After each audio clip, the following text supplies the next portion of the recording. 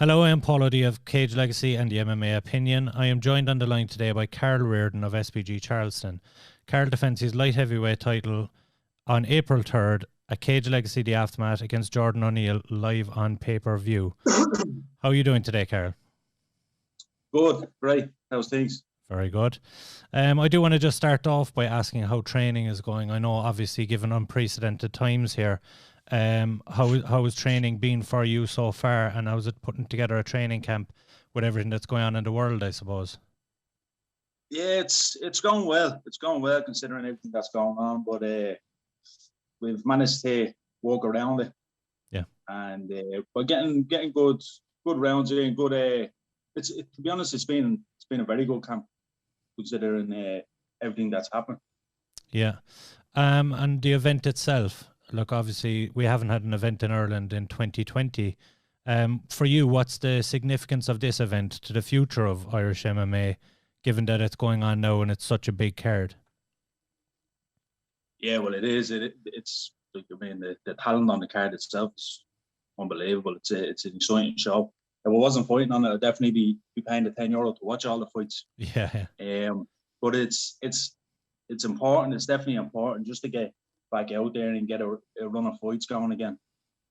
And last year was tough. I think we had 4 fights scheduled, all cancelled.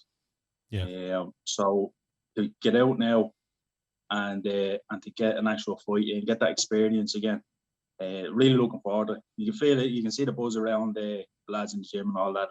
All really looking forward to getting on this card now, getting a few fights together. Of course. And tell me a little bit about your background and how you got started in MMA. I come from a family of boxers, so I boxed for a couple of years. I started kind of late. Started when I was 16 when I started. Yeah. So I've done it for a couple of years on and off here and there, and then I stopped for a while.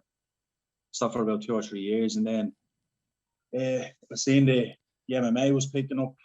I was seeing Conor McGregor fighting, obviously, and then he kind of raised the profile of the sport, so it was getting big over here. So I said, I'll go down and I'll give it a go. See how I get on down there. Kind of just went down just to kind of get fit and learn kind of the jiu-jitsu, wrestling. Then kind of just fell in love with it. Then ended up taking a fight, and it's just been non-stop every day nearly since. Full-time job since then. Yeah, basically, yeah. Very good. I want to touch on the fact that as well that you're coming into this as a defending champion, of course. Do you feel like there's a little bit more pressure coming into a card like this? Like you touched on earlier as well, it's such a huge card and massive names in Irish MMA scene are on this card. Is there a little bit more pressure coming in as a defending champion? No, something I don't think of whatsoever, being a champion.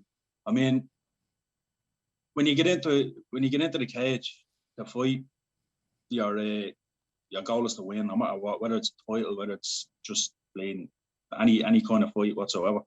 Your goal is to win. So the title thing doesn't make any difference to me. None at all. No problem. And talk to me a little bit about 2020. Obviously, you had a quiet 2020 along with most other kind of amateur mixed martial artists. Are you hoping to have a really active 2021? And what was 2020 like for you? Were you still in the gym? Were you sharpening tools, or was it a very quiet 2020? Yeah, I kept training the whole time. Obviously, at the start, we weren't doing any training. I was just doing my own training, running, and I have got a bag put out the back there. So I was kind of just boxing, kickboxing, whatever, drills, doing those kind of drills on the bike. Yeah. Lots of running. And then once the restrictions lifted a little bit, then we got back to the MMA. Lots of jiu-jitsu, lots of wrestling. Plus, as I was saying, I had 4 fights basically scheduled, 2 in Cage Legacy and something to target towards.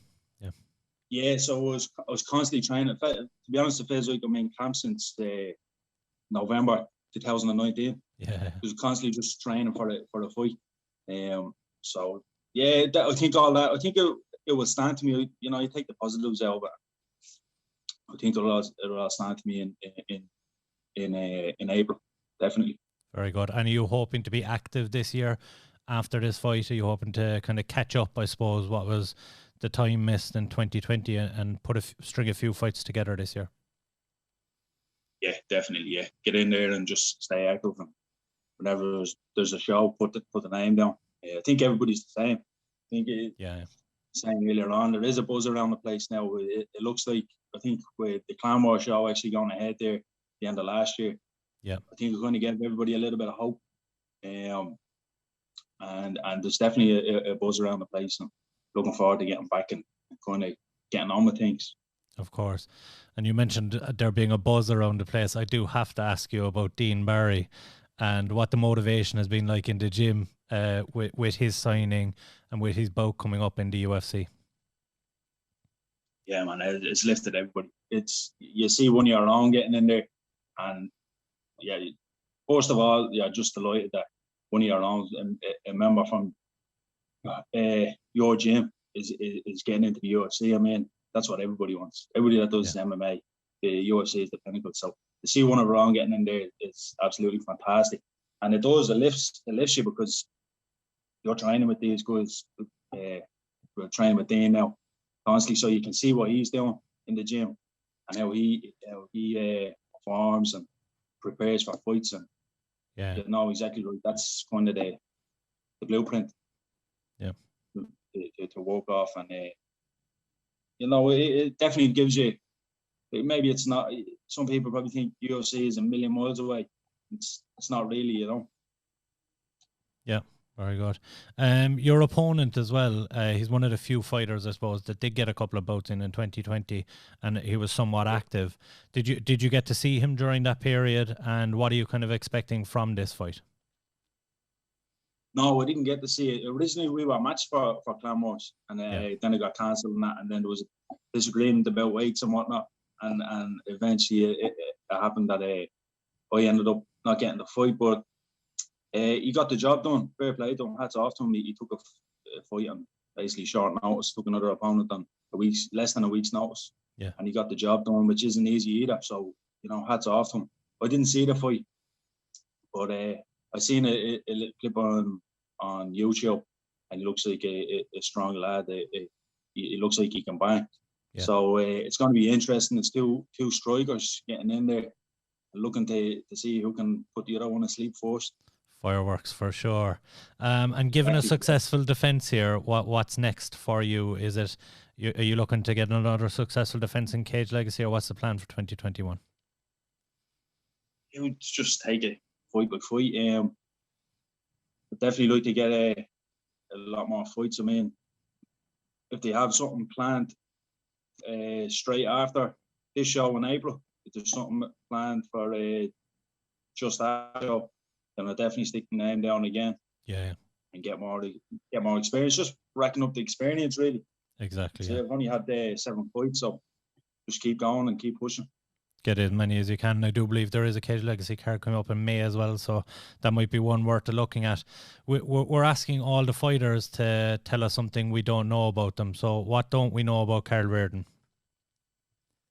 Don't you know? I have a young son, 5-year-old son, Lewis. Built-in motivation. Mad. Yeah, definitely, yeah. Very good. Motivation, all right, yeah. And just for a soundbite, why should we tune into this fight? You touched on it already, but why should we tune into this fight on April 3rd? Well, this fight isn't going to go the distance anyway. Whoever wins, it's going to be a KO, I think. So definitely, if you're not doing that on April 3rd and you have a spare tenner, get the fights and tune in and watch it. No problem. And do you want to give us a shout out where we can find you on social media? And is there any shout outs you would like to do? On social media, it's just Karl Riordan on Instagram. I don't have Twitter or anything like that. And then shout out to my son Lewis. I'll show him this tomorrow. Very good. Very good. That's it. Be sure and tune in on April 3rd. Karl Riordan puts his light heavyweight title on the line against Jordan O Neill, live on pay-per-view at Cage Legacy, The Aftermath. Thank you very much for coming on with us today, Karl. Appreciate it. Thanks very much, man. Thank you.